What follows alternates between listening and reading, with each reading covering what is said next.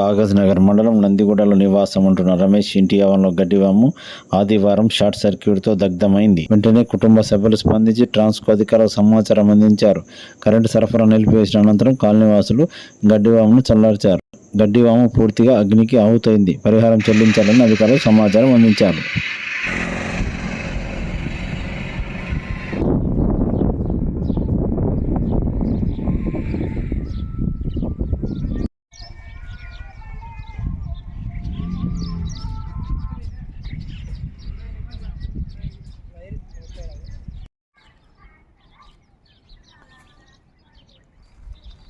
నా పేరు రమేష్, మాది నందిగూడ.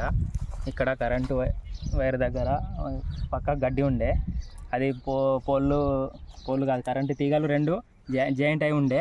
ఇంతకుముందు చెప్పిండు నానాజీ చెప్పిండు, ఇంతకుముందు తాకి ఉండే అంటే కరెంట్ పోయిందని ఒకసారి వచ్చిండు. ఆయన వచ్చి తీగలను సెట్ చేసిపోయిండు, మంచిగా పెట్టమంటే పెట్టలేదు.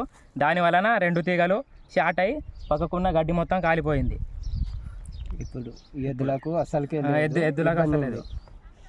ఏదైనా నష్టపరిహారం ఇప్పించాలని కోరుకుంటున్నాం ప్రభుత్వాన్ని. ఓకే.